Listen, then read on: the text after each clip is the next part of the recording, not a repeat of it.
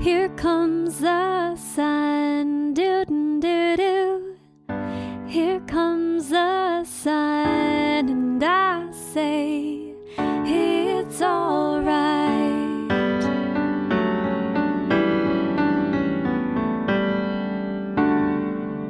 Hello, Fortitude audience. Welcome to Season 2. My name is Amos Kettleson. I'm joined here with my awesome, amazing, wonderful wife, Heather. Hello. Hello. Welcome to be here. Welcome. Thank you. Welcome to be here. Welcome. We're kicking off Season 2 with proper English. Folks, I just want to read Proverbs 3:13 to you. That is, blessed are those who find wisdom, those who gain understanding, for she is more profitable than silver and yields better returns than gold. She is more precious than rubies. Nothing you desire can compare with her. Long life is in her right hand, and in her left hand are riches and honor. Her ways are pleasant ways, and all her paths are peace. Folks, we love learning from other people and helping others enrich their lives with wisdom. That is God's wisdom, how to do life. And that's really the focus of this podcast. How can we bring wisdom and hope to our listeners? Absolutely. Right? Yes. I would be dead if it wasn't for learning the wisdom, the people we've surrounded ourselves with. Mm-hmm. It has been the most delightful time ever these past 5 years in sobriety to be able to learn the things that I've learned and to be able to pass it on to others in my same world of just addiction in general. But in all areas of life, we get to meet some of the most incredible people. So kicking off Season 2, we have so many great guests. We have a complete lineup, another 40 that are coming, which is so fun. We actually have 40 in the queue, or we just know we're going to do 40 and we've got lots of those. Well, we have over 40. I have in the queue, I have well over 40 more stories just coming. Blows my mind. Stories of overcoming adversity. And so if you haven't listened to Season 1, go back to the beginning and listen to all the stories. They are so good. And we have had great feedback from just the people that have reached out and have said thank you. And not only to us, but to the guests who have called and said, hey, can I reach out and talk to that guest? Mm-hmm. So you and I being able to sit with people and hear their full story of what they have overcome has been a blessing to us and our audience. Mm-hmm. And it's just gonna get better. I'm excited. What you don't or might not know, dear audience, is that I hear within a couple of days before they show up who it is. And then I don't know their story. Yeah. I sit down and record, and I learn about their story in the moment. And that's kind of intentional. And so I'm excited to see who we've got lined up. Well, let's start with us. Audience, let's talk through a little bit of where Amos and I are today and give you a little update on our life. Oh boy, is it time to be transparent and vulnerable? Just for a couple minutes. Okay. All right, I'm ready. Do you still love me? Oh my gosh.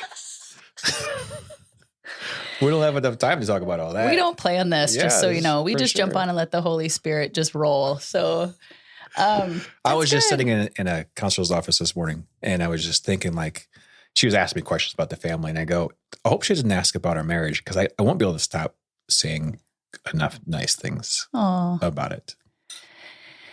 For those of you who are just maybe tuning in to Season 2, Amos's and my story really didn't get this awesome until about 2 years ago. Yeah, it took a long time. Yeah, we have stepped into a really cool place, and it's taken a lot of work and a lot of obedience.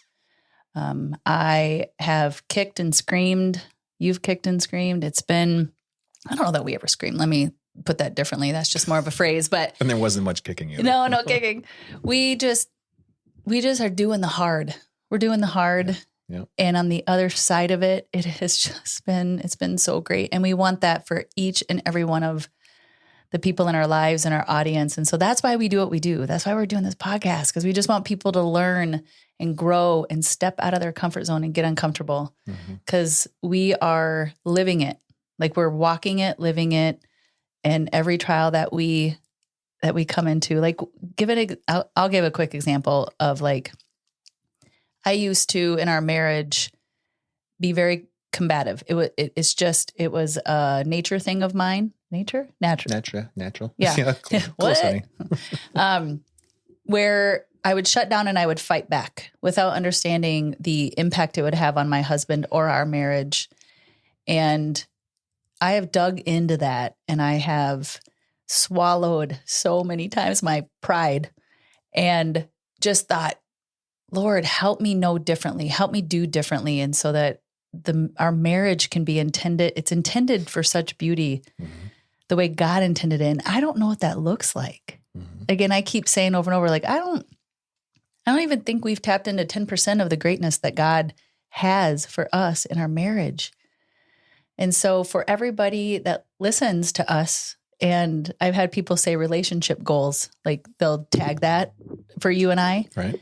And like, it takes a lot of work. Yeah. Every day. Yeah. Every day we're learning something new. It's not about us, but we have chosen to be transparent. Yeah. And share what we've learned. So what are these questions you've got?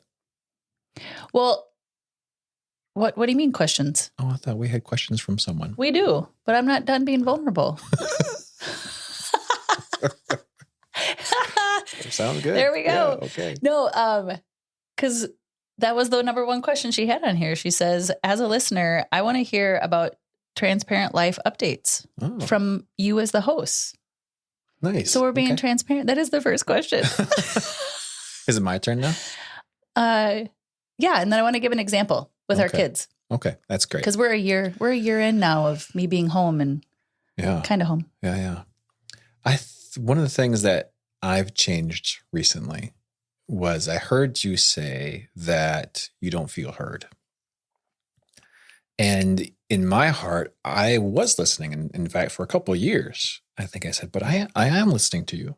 I do hear you. What you say makes it into my head. You would say, well, you just decided you're going to do what you're going to do. And that really wasn't how I felt, because I was receiving what you're saying. You had very wise things to say. I think about them, and sometimes I make a decision that's not in line with what you thought it would do. But that was something we had to overcome. And so what I finally realized was it was the words I was saying that made it sound like I wasn't listening, because I would, in a way, contradict what you were saying. And to me, it was conversation. To you, sounded like you were getting shut down or I was disagreeing. And so what I've done instead was be intentional about asking more questions or clarify or saying the words like, that's received. I hear you. And just letting you know that the wisdom that you have, that God's given you, it makes it into this gray matter of mine and gets mixed in with everything else. Have you felt like that's a change? I felt it. Yeah. Good. Yeah. Versus you asking things out of curiosity, or not curiosity, where you'll say things, ask me questions, and I'm like, why is he even asking? He already is going to do what he's going to do. Why? Mm-hmm. Like, and I would feel frustrated because I felt like you're being quote unquote considerate, and yet like checking the box, being very inconsiderate by wasting my time asking when you already are going to do what you want to do. Mm-hmm. Like, that's how it felt. But the reality was not that. Right. So again, my feelings are my feelings and your feelings are yours. And so I'm just being able to talk about it. Yeah. Being able to just share that was. I wonder why it took so many years for us to figure that thing out. Well, we're both kind of stubborn. I mean, let's get real. Everybody has their own stubborn streak, but it could have been also, I didn't know how to articulate it. Yeah. Because I'm still just learning every single day. And so to me, being able to articulate that with you, but I also want to trust you and respect you like every human being should to every human being. But I mean, as my husband, I'm like, I want to be able to trust you and not question you, but I also want to be heard. Like I trust the outcome of however this is going to go because you're the leader of our house and I love and respect you. And then, but I'm here. Like, it's like, hello, I'm here. You gotta have a voice. Yeah, that's exactly that's part of my responsibility as a leadership is to trust in your point of view on things. Mm-hmm. And just realize I can't do what I need to do without you. It's just, this is a 2-person job, not a 1-person job. And I mean, biblically there's a hierarchy, But leadership is also talking and getting input from other people. It is. And I was failing at that. I was asking for input, but it's not making you feel like you were heard. And that was my bad. So I got to take responsibility for that. Well, thank you. Well, thank you. What's been the most fun is that it's in all areas of our life. So not just marriage, but in parenting, in our friendships, in the things that we're being like our boundaries, making sure that we are prioritizing our faith, our marriage, our kids, and then everything after that. Like we're not getting into a world of fast. We're trying to slow things down, which is giving us more time. And I can't say this enough to friends and people that I help coach and walk through just life situations. And it's, you got to start purging. You have to start purging in order to have the time that you need to nourish the really good relationships that you already have. And I was sucking that up bad, because I was you were saturated, weren't you? Oh, I was so saturated that I didn't have time to focus on you and I, or to focus on the kids. I wanted to change the world. But like Mother Teresa says, if you want to change the world, go home and take care of your family. And that's not an easy thing to do. There's a lot that goes into that. But learning and jumping 2 feet in, like I said in that other podcast about jump 2 feet in. If I had a job and I didn't know what I was doing, I would jump in and learn every single thing that I possibly can to do it really good. So I just readjusted my brain pattern and was like, well, this is my job. I am put on this earth to not a job. This is my full-time ministry, is to love on you and love on the kids and these gifts I've been given. I want to nurture them and grow them. And so that's where we're at. And it's been so fun, but it has not been overnight. It's been an amazing change. Amazing. The house runs so much better. It does. It does so much more. There's peace in the house. It's comfortable, more comfortable. It's enjoyable. We enjoy spending time with our kids more now. And this is why you should listen to Fortitude. Right. Yeah. Because that fixes all your problems. Because we're open, we're honest, and we will we'll share it with you what we're doing and how we're doing it, and our guests will too. And it's just, there's so much great emotion and so much great wisdom. That's why you read that verse. It's like to be able to step into a world that you know is possible. You just don't know how to get there. It's podcasts like Fortitude that will just help you step by step. And if you start to apply it and you start to live it out and actually, beyond the living it out, like the obedience in it and the repetition and all the things, you start to go, whoa, I'm starting to see some results and I like it. It's easy to get stuck, isn't it?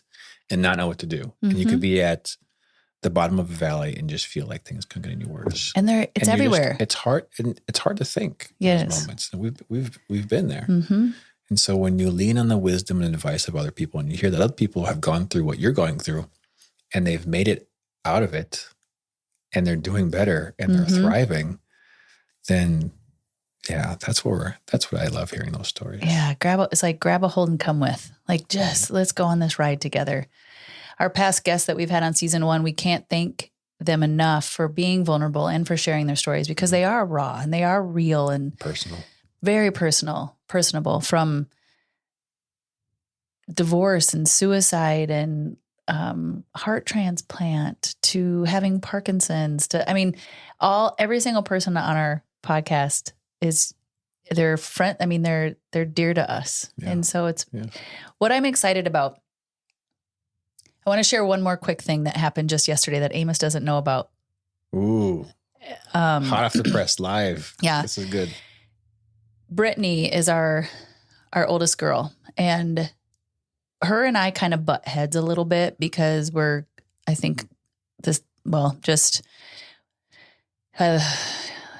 strong-headed, both stubborn, but both have love and empathy like no other.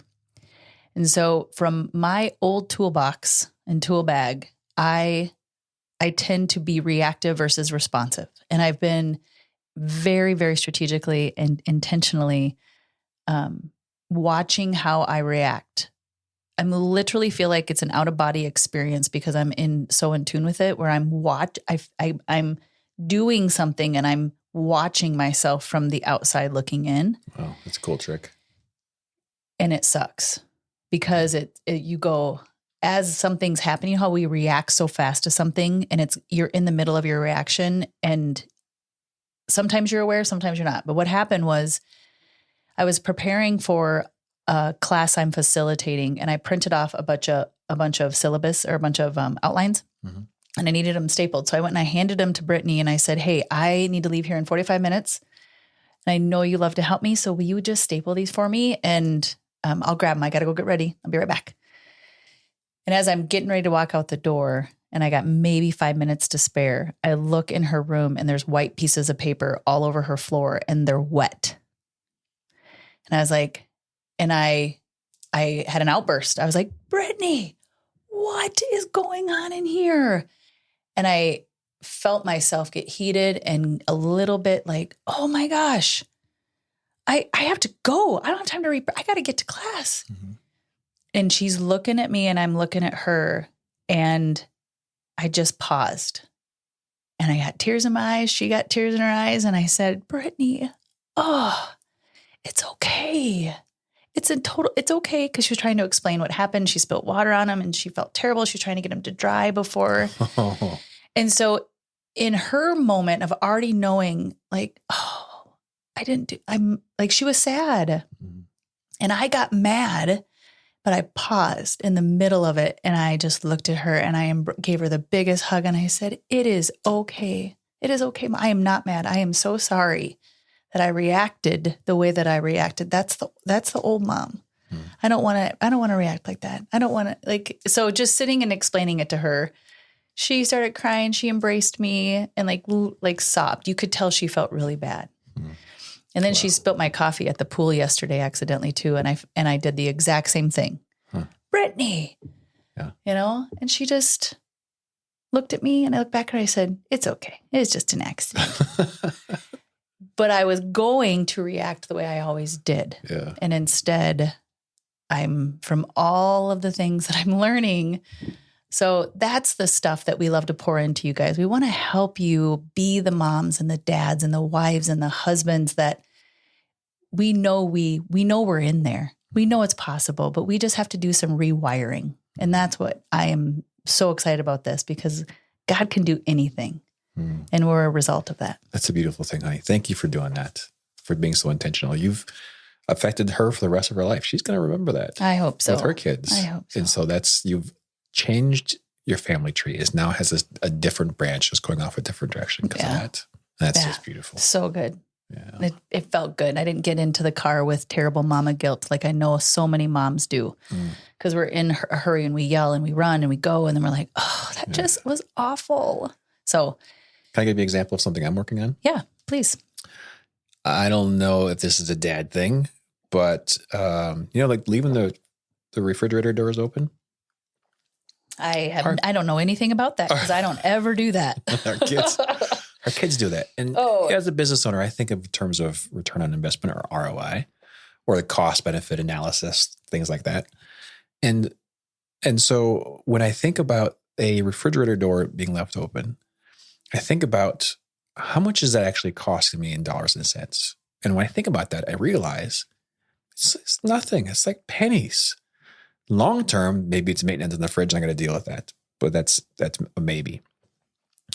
But what's the cost to my relationship with my kids when I yell at them, and how I do it? Is that worth a fraction of a penny? Nope, probably not. I think I'd rather pay the penny than damage our relationship. Thank you for that too. Yeah. They still need to close the refrigerator doors. And they still need to shut lights off. But how I do it and how I talk to them about it, that needs to change because it's not worth the fraction of a cent that it costs. Yep. Yeah. There's so many things that I get worked up on that I'm not anymore because it is not worth. Yeah. It's just not worth it. Not worth it. Right. The relationship is so much more because as an adult, we can look back and I hear from so many people, I'm not doing it like my parents. I'm not doing it, but we do. We repeat it. Yeah. And so you're right, wrong, or indifferent. Parents are amazing. Parents are loving. We just naturally repeat the cycle. Mm-hmm. So Gotta switch it up a little bit. So true. Try new things. I'm really excited, Amos, my awesome husband, for not only season 2 and the guests that are coming, but with our podcast, we're starting more. We're doing, as I just said, we're slowing down and getting more peaceful. Here I am saying, hey, we're doing more, but we're building community. And we have hired an incredible marketing person who's going to help so much with getting some of our social media and messages out there. But not only that, it frees us up to do some more things that we're really like to build the community and to have a website and a platform where people can actually get help and learn more and tap into more than just the podcast. Mm-hmm. And God gave me a vision several years ago of an event, and I didn't know what it was going to be called. I didn't know what it was for sure going to be, but it is in full speed happening on September 7th, called I Am Fortified by Fortitude. And this event is kind of the beginning, is kind of a kickoff to a bigger Fortitude ministry beyond the podcast. But it's people's stories and passion, and we will post more about it. I'll put a link in, but we want to impact generational abundance. And it has to start when they're younger. And so helping people know better so they can do better from all walks of life, every walk, every ethnicity. When it comes to young girls, because we have 3, and because I was one myself, I look back and go, the things I didn't know, what would I have done differently if I would have known certain things? And so this event is going to be all day December 7th from 9 to 3, and it's going to impact young girls from ages 10 to 15 with a guardian, and then 16 beyond. If you have a neighbor girl and you want to help just impact her life by just having knowledge, come. You don't have to have a young girl to participate in this event. It is for women of all ages. If you are 105 years old and you're still learning how to have a great life or to know more things impacted by the kingdom, come. Social. We're talking about social media dangers, finances, reproductive development. I have a beautiful MD, OBGYN doctor who is going to speak directly into the lives about the temple and our worth. And I have a self-defense instructor coming. Like we're building a community, Amos. And that's what I'm excited about. People are wanting more of the knowledge, things that we're not naturally told in the world.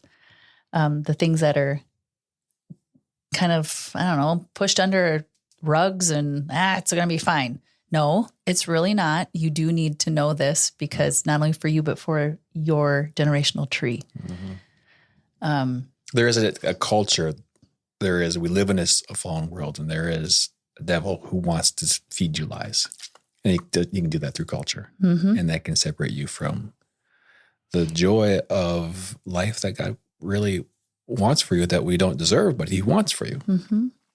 And culture, I think, is a big avenue for his lies. And it's a constant thing, mm-hmm. drip feed of separation from biblical ways, and normalization. So this weekend will give you a new foundation mm-hmm. to work on, and some truth to help counteract what the culture tells you. Yeah, biblical truth. Mm-hmm. Turning from the worldly ways and living a more abundant life. Mm-hmm. If I would have known younger, I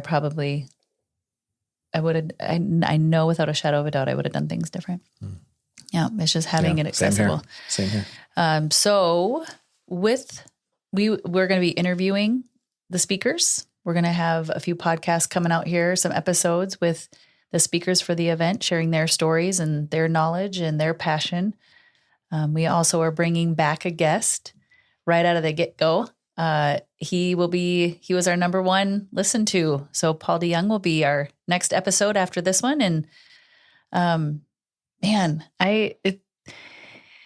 we got a new studio. I think people know that, right? Like we've talked about the studio, got a marketing person. What else? The audience wants, I don't know. Jill said she wants to know more. So how can our audience get involved? Amos? Oh, that's a great question, Heather. How can the audience get involved?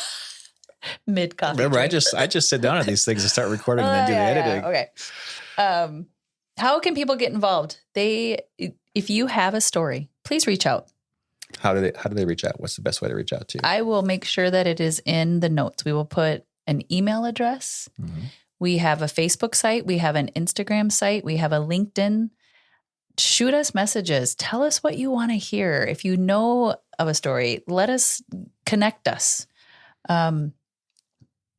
If there's other ways that our podcast can be enhanced with, like I think about subject matter experts, bringing on counselors, having people call in with questions. I want to get a bus and I want to take it on the road and travel, but that's not in the cards yet. Mm. It might be 2026. I hope you're okay with that. I get it. That we get a bus? Yeah. And we take Fortitude on the road. That's how we're going to build community. Pretty amazing. And how they all can get involved, because we will say we're coming Minneapolis. I don't doubt it. All right. You guys heard that. I just got permission. What do we need? I think that just involvement. We want to have more people sharing, liking, listening. We are currently in the state of raising money. If you feel called to give to our ministry, to speak in to the lives of anyone and everyone who wants to listen, who are just looking for hope and looking for Jesus Christ, and you want to come along for the ride financially, we need money to keep doing the ministry. Mm-hmm. And I'm in fundraising mode right now as we build it, which has been going wonderful. People really believe in Fortitude. So thank you for everybody who has given. And if we can be praying for you, that's another thing. Let us know. We just reach out on any of our platforms and social media. And if you have questions for us about anything weird, we love weird because we're weird. We are, in a good way. Weird, it's good to be goofy. Weird in a God way. Yeah. Hopefully. Yeah. Humbly so. So thank you, dear audience. Thank you for listening. Thank you for your support, your feedback. We appreciate you. We just want to be the hands and feet of Christ, and just it's not about us. It's about letting him flow through us and our guests to those who need to hear what they need to hear. So thanks. Thank you.